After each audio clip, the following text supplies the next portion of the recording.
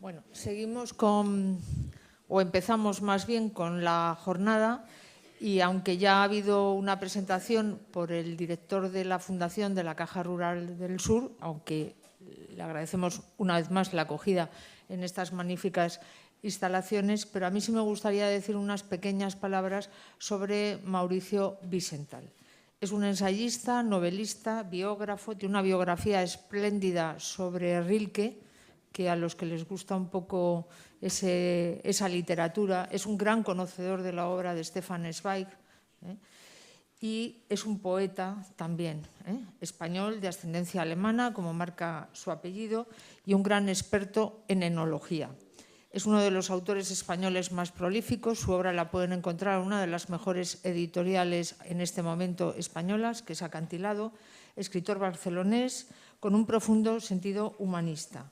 Aunque lo de nacer en Barcelona, Mauricio, es casi un accidente en tu vida, porque ha ido pasando por toda Europa, por América también, y por lo tanto creo que ese cosmopolitismo y también esa idea de humanismo profundo y europeo es lo que marca la trayectoria de Mauricio Wiesenthal. Ha tenido una vida profesional que oscila. Ayer nos hablaba del circo, allá por Viena, desde cantante de cruceros al periodismo, la cata de vinos, pero sobre todo, como les decía, una obra literaria importantísima, con más de 20 ensayos, como El derecho a disentir, que es una obra que a mí me ha marcado y yo creo que a mis alumnos también los marcó, porque lo estudiamos en clase y sobre todo lo que trataba de decirles es que hay que tener un sentido crítico en la vida, ¿no? Y hay que apartarse del discurso políticamente correcto. Y el esnovismo de las golondrinas, biografías como la del viejo León Tolstoy, un retrato literario, novelas, poesías. El último libro es Las reinas del mar, que es un libro que les recomiendo porque aprovecha esos grandes cruceros que ondeaban las aguas para hablar de la cultura europea, y para hablar también de la cultura de Estados Unidos, de la hispanidad, etcétera, ¿no? Es un recorrido más que nada intelectual.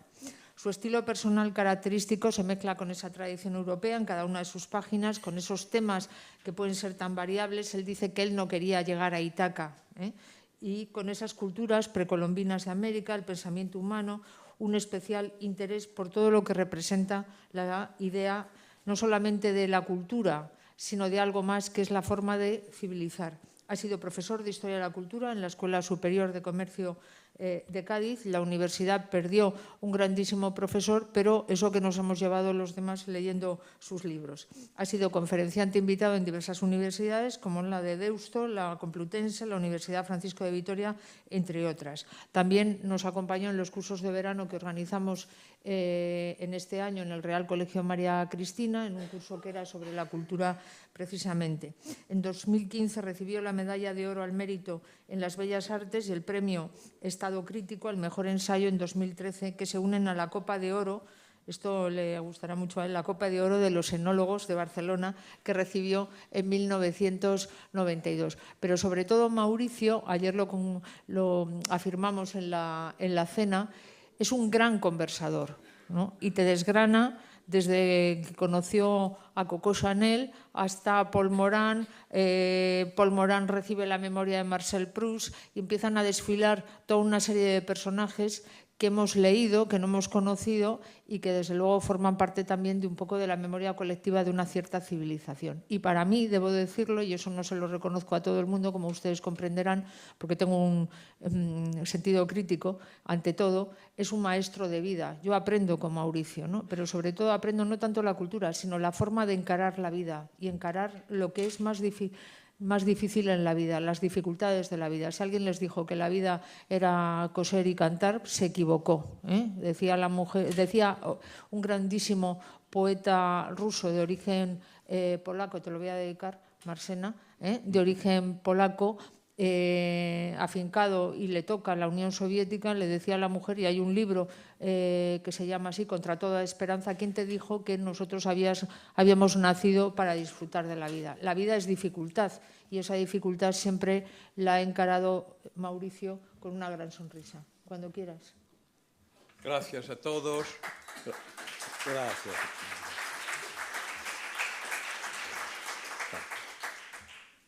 Gracias a todos, gracias a las fundaciones que colaboran con estos actos que son actos de cultura, de civilización. Gracias al excelentísimo y magnífico rector de la universidad que nos reúne hoy aquí. Gracias a los estudios americanos, gracias a mis compañeros que son los que realmente van a hacer algo interesante si les van a comunicar algún mensaje. Y gracias a mi compañera y amiga Consuelo Martínez Cicluna, que ya ven que tiene ese nombre, yo siempre se lo digo, Consuelo, que es un don del espíritu. Tiene el consuelo, tiene la fortaleza, tiene otros muchos dones del espíritu. Y esto, en estos momentos que vivimos, donde a veces nos falta algo de vuelo, algo de cielo, algo de horizonte, es importante llevar el nombre de Consuelo, que es la manifestación del aire en la tierra.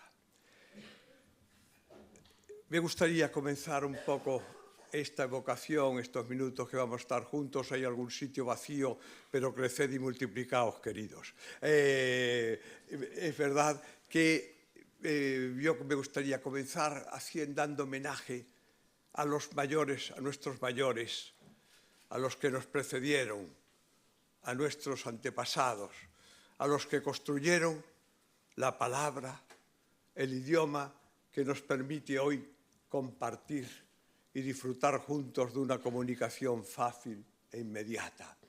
Y eso es una herencia maravillosa que hasta ayer hablábamos en la cena, que hasta los pueblos indígenas, algunos de los pueblos indígenas de América, tuvieron como base de lo que era su pensamiento religioso.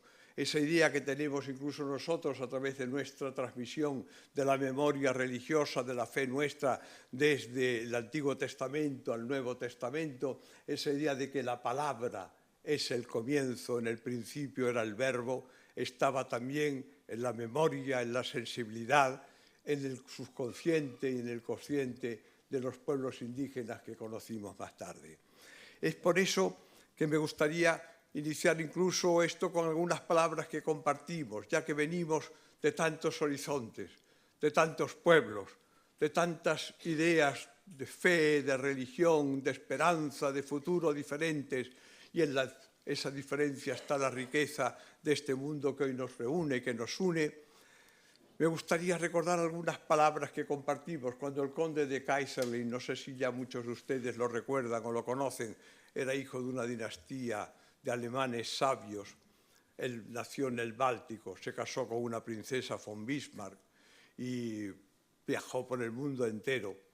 Y sobre todo en Latinoamérica, en los países americanos, en Hispanoamérica, encuentra una palabra con la que él quiere definir el carácter fundamental de lo hispano, el carácter de la psicología de las personas, y encuentra la palabra gana, que tiene una traducción difícil en otros idiomas y que nosotros tenemos de forma tan visceral que decimos, lo digamos ya cuando alguien se planta y dice me da la gana, no me da la gana, incluso a veces se eleva a la categoría real y se dice no me da la real gana, en cuyo caso ya uno no tiene camino de acceso. Era una palabra que él encontró común y de cada pueblo que iba visitando buscaba algo que la distinguiese, y entre todos los pueblos latinos encontró que la palabra gana no se puede identificar con la bolla italiana, ni con el besoin francés, ni con el wunsch alemán, o sea, porque tiene algo más visceral. Hay algunos que dicen incluso la palabra podía venir de las viejas lenguas ibéricas o del euskera go, el fonema go, que es aquello que está en la garganta, go, y que por lo tanto representa el apetito de la gana. Y en esa idea, por lo tanto, ya ahí tenemos algo que nos podría reunir una palabra, pero me gustaría citar otra, ya que estoy en Sevilla, ya que estoy en Andalucía, reino universal del barroco, reino universal de todo lo que vuela, reino universal de lo que mi maestro Eugenio d'Ors decía, las formas que vuelan frente a las formas que pesan. Dórico, maravilloso, el Partenón es una forma que pesa. El Panteón, el Taj Mahal, Santa Sofía, Sevilla entera es una forma que vuela. Y por eso me gustaría, ya que estamos aquí, utilizar otra palabra que para nosotros nos podría comunicar también fácilmente, que es la palabra aire, ya que somos seres que vuelan o que aspiramos a volar y que nos encontramos algo mal cuando no nos encontramos con posibilidad de volar, que implica la libertad, que implica también tener horizontes más altos, pues se me ocurre también hablar de la palabra aire, que para nosotros, todos los hispanos, significa tantas cosas. Decimos, hasta en medicina, un señor que es así aproximativo, que llega al médico y que le dice, doctor, me duele algo el hígado, lo que sea, y el médico le dice, o un vecino, o el que habla, dice, eso tiene el aire de. El aire puede ser eso. El aire lo bautizamos a veces con la partícula ennoblecedora, le llamamos el donaire, cuando se convierte en elegancia. El aire se convierte en desaire cuando se transforma en desdén.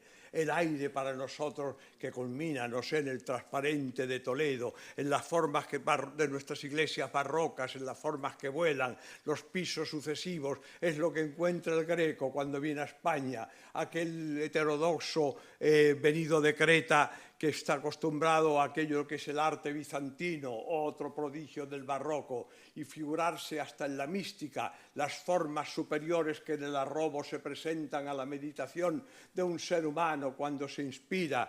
Y en ese momento, cuando uno llega a Sevilla, lo primero que encuentra uno en las iglesias, en los retablos, encuentra esas formas que van ascendiendo, que tienen diferentes pisos. Eso también es el aire.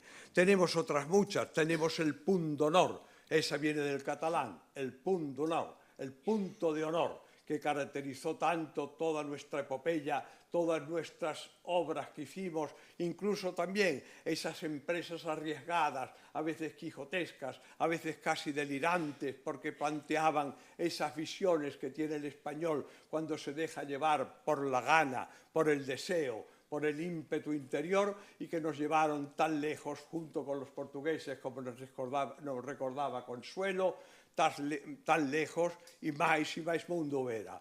O sea, por lo tanto, esto es algo que me gustaría recordar, todas esas visiones en las que aparece también esa idea del honor, que algunos de una manera peyorativa lo han colocado como una especie de defecto, forma parte de esa leyenda que han escrito a veces un poco oscura de nosotros los españoles, y sin embargo forma parte también de la dignidad, del principio de responsabilidad, de unos principios que son básicos en la constitución moral y espiritual de los seres humanos.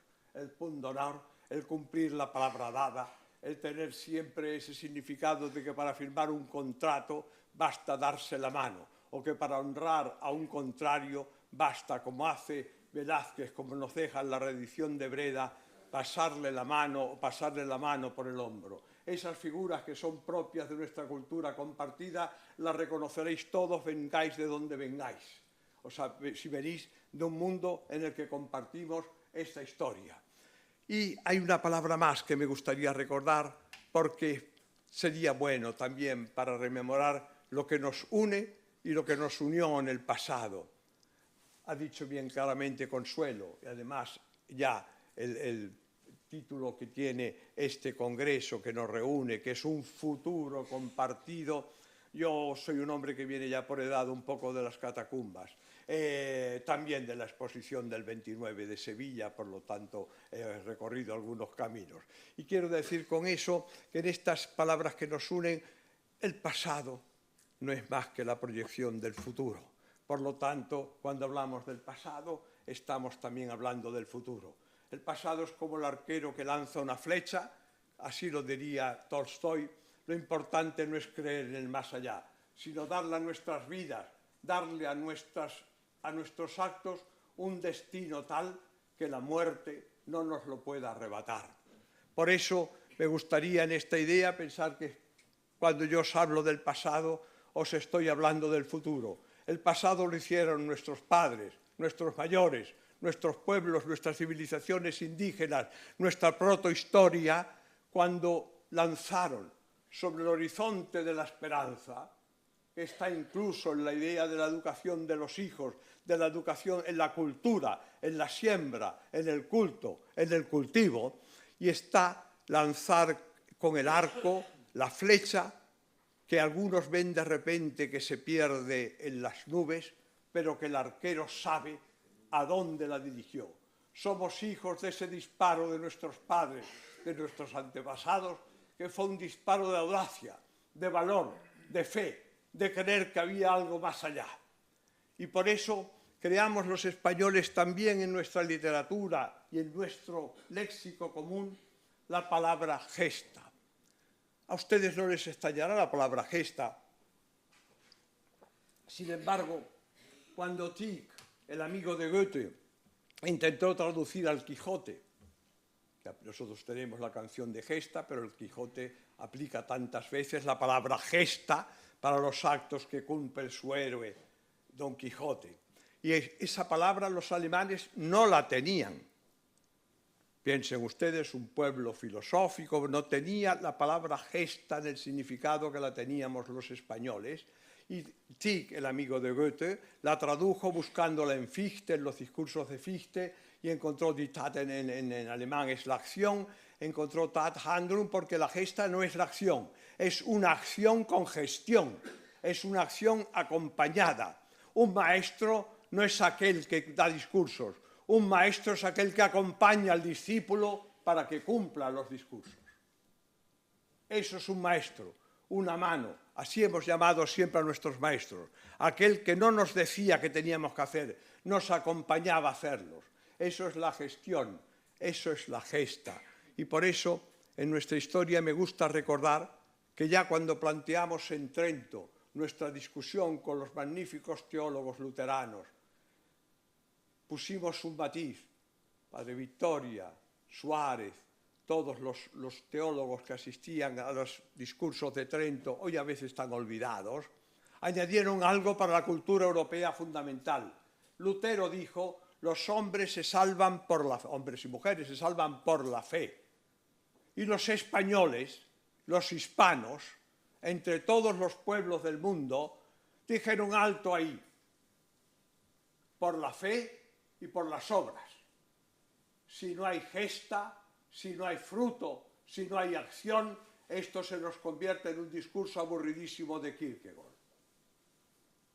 Esto me parece mentira en la colonización que hemos sufrido del mundo anglosajón y en la filosofía también del mundo ilustre, en el pensamiento del mundo germánico, que de vez en cuando los españoles, quitando gloriosas excepciones, no hemos respondido como en Trento una vez más.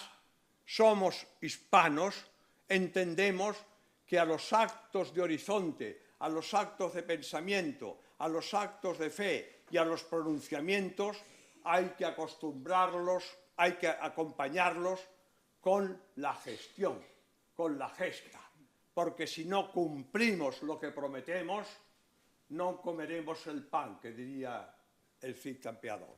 Por lo tanto, en toda nuestra cultura hispánica estaba esa idea de la gana junto a la gesta, del aire junto al pundonor. He querido comenzar con estas ideas para mantener ese pensamiento que en Rilke estuvo muy claro cuando decía que la vida no es más que una carta sellada, una carta lacrada, en la que muchos que somos más pobres de entendimiento o más faltos de fuerza para cometer los actos audaces que la vida exige, los actos visionales, la palabra hay que llevarla, la palabra hay que conducirla y al discípulo hay que ampararlo. Y eso, cuando no tenemos esa capacidad, pues entonces pasamos la carta, al menos como la pasan los seres humanos, de padres a hijos, de abuelos a nietos, la pasan sin leerla, pero al menos la pasan. Así nos la pasaron algunos de nuestros antepasados.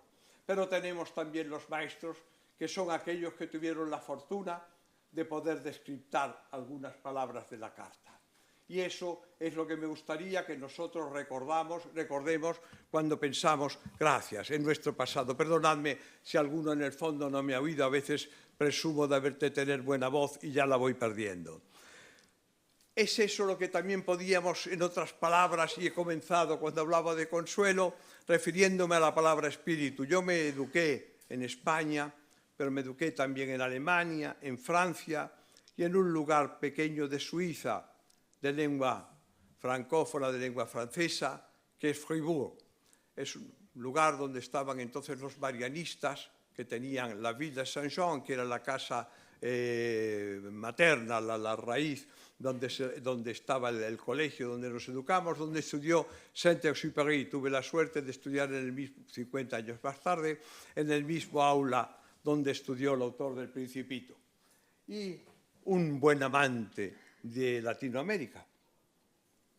Se casó con una salvadoreña, Consuelo Suncín, a la que conquistó en uno de aquellos vuelos suyos intrépidos en Argentina, volando sobre el Río de la Plata y haciendo tirabuzones hasta que ella le aceptó.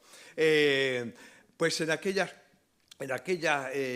clases que recuerdo de mi adolescencia, de mi infancia, donde había alumnos, compañeros de todas las nacionalidades, de todas las razas. Recuerdo perfectamente, no hubo nunca en esa orden, que era una orden religiosa católica, fundada cuando la Revolución Francesa, por eso iban vestidos de seglares, excepto los sacerdotes que llevaban su hábito, pues iban vestidos de seglares porque en la Revolución, que a veces también se habla, no sé qué maestros están transmitiendo una idea a veces falaz de lo que fue la auténtica historia, no se olvide que en las revoluciones, a veces porque el pensamiento y la realidad funcionan así, pero se cometen horrendos crímenes. Y no quisiera olvidar que en la revolución cayeron más que aristócratas, servidores que servían fielmente a aquellos aristócratas, sacerdotes, maestros. El abate Fenelón vio llegar un día en las calles de París a una carreta, igual que iban las monjas cantando, una carreta con niños y muchachos de 14 años que fueron lanzados en los folquetes en el cementerio de Picpus. Rilke decía que era el lugar más santo de Europa. Solo cuando voy a París está al lado del Hospital de Rothschild, en la Place Nation, donde antes, en aquella época, estaba la Barrière du Trône, que era la última barrera donde la vergüenza de Robespierre y los fanáticos que le acompañaban, aquellos seres acerbos, agrios, habían llevado a la muerte a tantas personas inocentes también y los habían lanzado en un volquete en el último verano, la guillotina que había estado en la plaza del Ayuntamiento de París, en la plaza del Hotel de Ville, en la plaza de la Grève, luego estuvo en la plaza de la Concorde y finalmente se la llevaron vergonzantemente allí, al último rincón, en el último fielato de París, porque en aquel mes de agosto París olía sangre de inocentes. Eso también hay que recordarlo, porque esa es nuestra historia. Y es verdad, me siento orgulloso que nuestros padres se hayan rebelado también contra las injusticias. No creo en una civilización de seres mansos, creo en una civilización de hombres y mujeres que se rebelan en favor de lo que es justo, en favor de sus derechos, en favor del progreso, en favor de que haya un cambio en la historia. O sea que junto a la tradición creo en la justicia y creo en la libertad.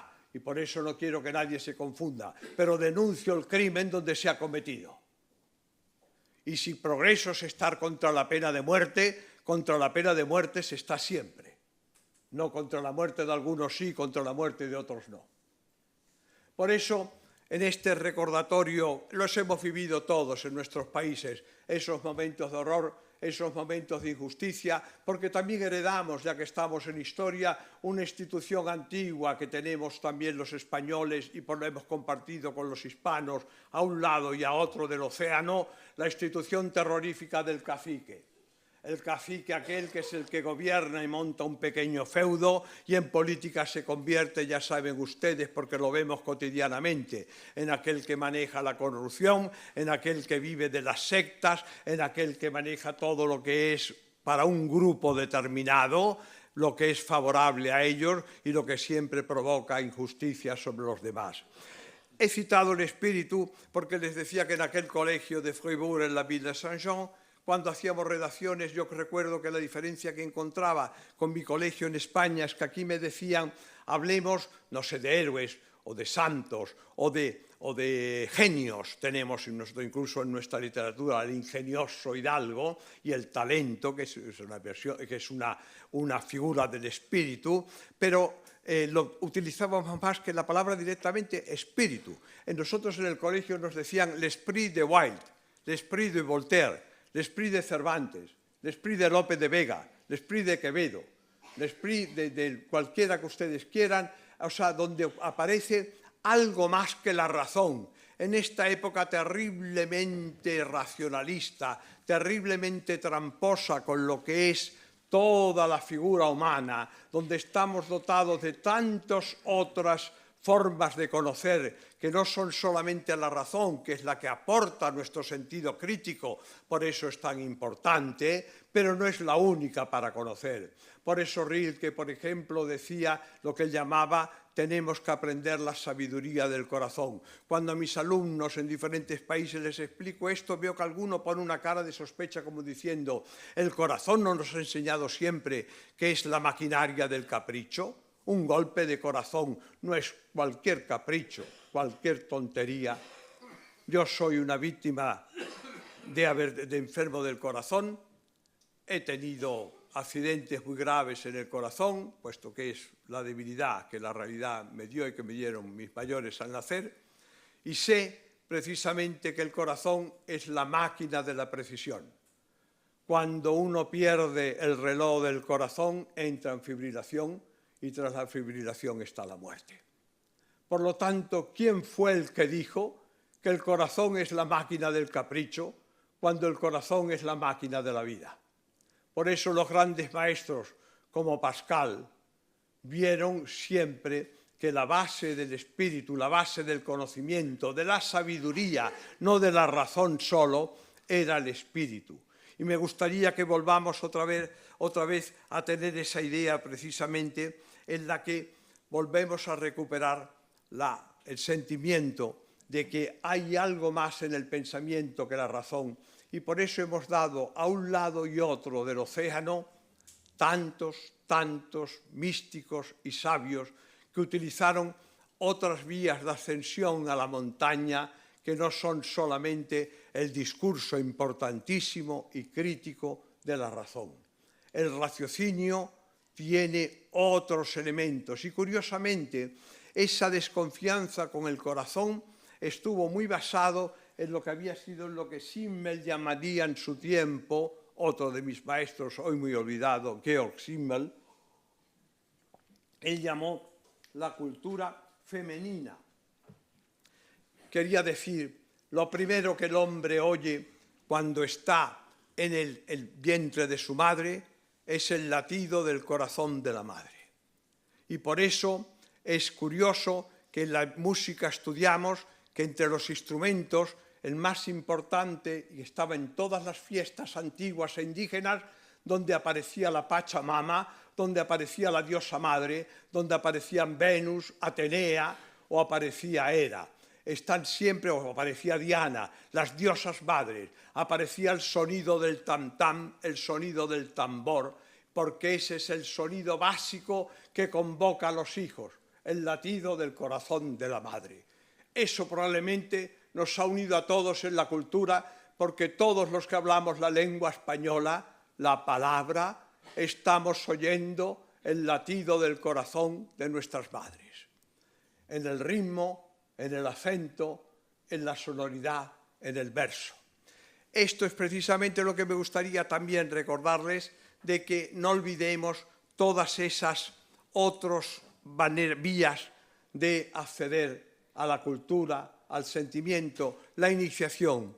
Muchos de los jóvenes, veo que aquí al final encuentro muchos jóvenes, lamento con el corazón de abuelo no estar más cerca de ustedes.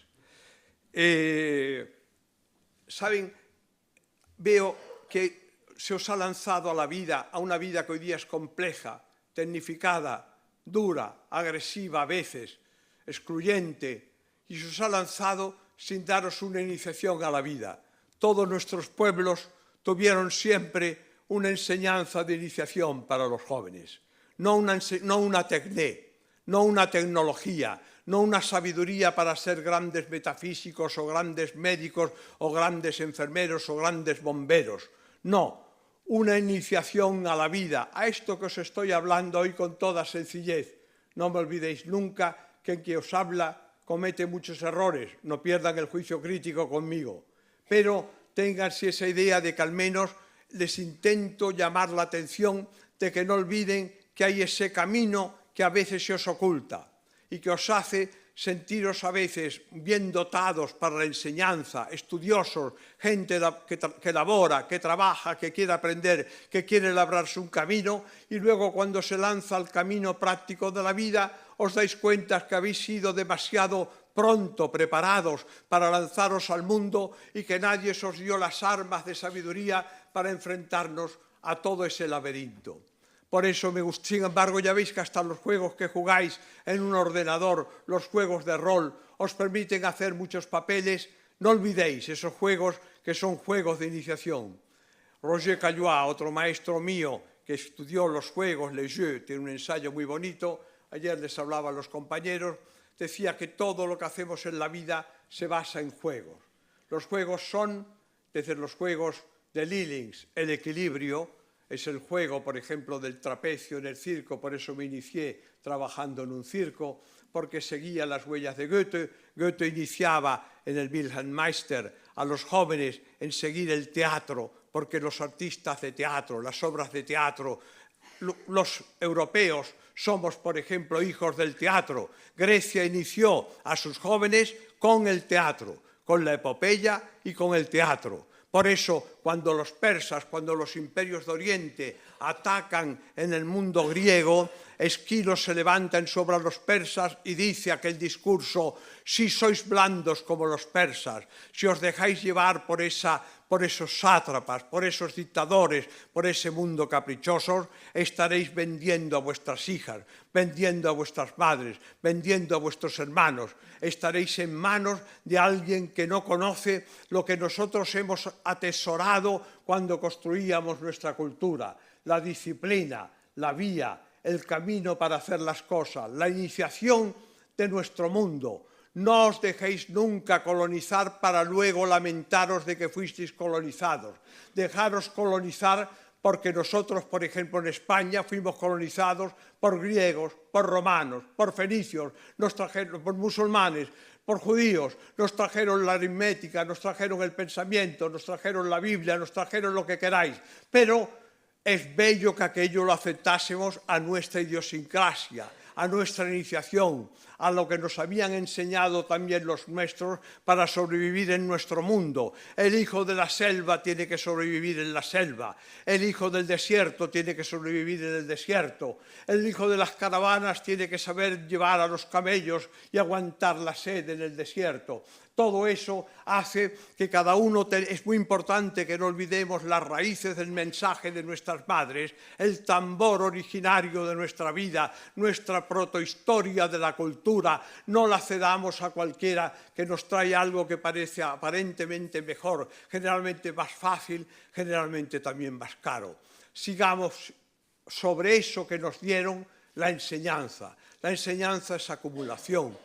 La enseñanza es espíritu, la enseñanza es riqueza. No significa que alguien nos roba, desconfiad del que os robe.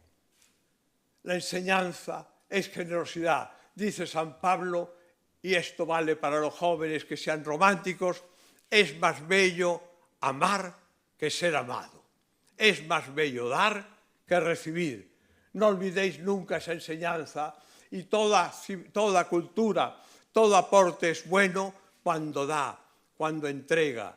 Todo aparte es sospechoso cuando roba, cuando excluye, cuando cancela. Gran parte de una cultura que va saliendo en el mundo pregona el olvido, la desmemoria, la cancelación, el acallar los tambores que están gritando en nuestro corazón. Es por eso que yo quisiera recordarles una vez más el grito de los persas, el grito de Esquilo. Mantened fuertes los compromisos que tenéis con vuestra cultura, con vuestros mayores, con los que os legaron en horas de trabajo, de sublevación, de libertad, de progreso, esa creencia y esa fe en la vida. No cedáis esos horizontes. Y ya que estamos hablando en este momento de comunicación con América, ruego a Consuelo que me detenga enérgicamente cuando yo haya pasado el tiempo y lo que me toque despacio, que no coma despacio a los demás. Pero quisiera unas pinceladas cortas para recordar a dos figuras. Me gusta personalizar en nuestros propios héroes, en nuestros propios santos. Jules Romain, cuando hablaba con él, era discípulo de Zweig, que yo lo conocí cuando seguía en mi camino a todos los discípulos de Stefan Zweig. Recuerdo que Jules Romain, que tenía unos viñedos en el Loire y nos reuníamos en su casa, hacía vinos discutibles pero cordiales. Y cuando nos reuníamos allí me decía siempre, vamos a hablar de los santos de nuestro calendario. No solamente hay los santos que están ya oficialmente admitidos por la Iglesia, tenemos los santos de nuestro calendario, a un lado y a otro. Algunos no les gustarán como son o con los nombres que tienen, pero son los que nos guiaron. Y esos santos, a mí me gustaría ahora en esta mañana que estamos intentando compartir un mundo de dos horizontes a través de los mares. He cruzado tantas veces el Atlántico para ir a América. He preparado todos mis cursos cuando hablaba en Colombia, en Ecuador, en Chile, en Panamá. Siempre lo preparaba en el mar. El mar me daba el ritmo, me acunaba, me daba ese ritmo también que era el ritmo del corazón de mis mayores. Y con eso me quiero recordar ahora dos figuras de un lado y otro, ya que estamos hablando de cultura. A un lado Cervantes, estoy en Sevilla, ¿cómo voy a olvidarlo? Y ahora cuando pienso en Cervantes, pienso hasta qué punto un español de la época de Cervantes podía sentirse cercano a América. Porque un viaje por mar tan difícil, tan peligroso, incluso en algunos casos, no era una separación o una distancia considerable. Parece que solamente hoy día conseguimos comunicarnos electrónicamente con una rapidez fulgurante como el rayo. Sin embargo, entre América y España no existían distancias culturales e incluso las geográficas se facilitaron. ¿Cómo me pueden explicar ustedes que la primera edición del Quijote enviada desde Sevilla tardase solo 2 meses en llegar a nuestros lectores de ultramar y no solo a Veracruz o a Cartagena de Indias en este lado del Atlántico, sino hasta Perú? Los moharrachos que fabulan la historia no deben saber lo que representaban las distancias en 1605, pero se había conseguido expedir hasta Perú los ejemplares del Quijote. Es por eso que los personajes de Don Quijote eran tan populares en Perú que se hacían allí en esta época mascaradas y bailes en los que aparecían ya caricaturizadas las figuras del caballero, del escuálido caballero y su escudero. Me emociona pensar que Dulcinea pudiese ser una princesa inca. Es maravilloso. Y la visión desde América podía ser la misma, con la misma cercanía y el mismo sentimiento humanista que llegase a traspasar nuestras distancias.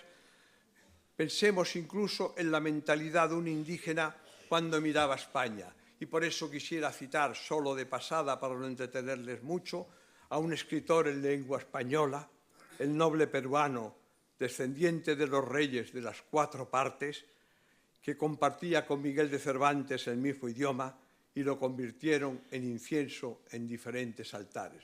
Me refiero al Inca Garcilaso de la Vega. Entonces estamos hablando de tiempos tan antiguos y estamos hablando de 2 mundos unidos por la palabra. El análisis divide y separa. Hoy día intentamos analizarlos todos. Esta cultura racionalista, cuidado, cuando hablo de racionalismo, insisto, no hablo contra la razón, no crean que soy un brujo. Hablo contra el racionalismo, que es el exceso de la razón, es la exclusividad de la razón para analizar. No hablo contra la razón, Dios me libre, porque sin la razón no queda más que el fanatismo, el sectarismo y falta todo juicio crítico. Hablo de la razón acompañada de todos los otros dones, sentimientos y talentos que tenemos en el espíritu. Por eso el análisis divide, separa, porque llega un momento en que se necesita hacer la síntesis, señores. Cuando hablamos de un futuro compartido, compartido es una síntesis. Hagamos continuamente en nuestro pensamiento moderno la síntesis. La vida además es limitada. No podemos estar en perplejidad, y no digamos eso a los jóvenes, que se puedan pasar la vida delante de una pared con 1000 puertas sin atreverse a entrar por ninguna porque están analizando por cuál entrarán. Hay que entrar por una y a partir de ahí se comienza a vivir. Y es por eso que es importante ir haciendo antes de morir la síntesis, el espíritu. El espíritu es síntesis, armonía, por eso es amor. por eso es consuelo. El análisis es lo que permite llegar hasta ahí. Practiquemos el análisis, señores, pero lleguemos, por favor, a una síntesis, porque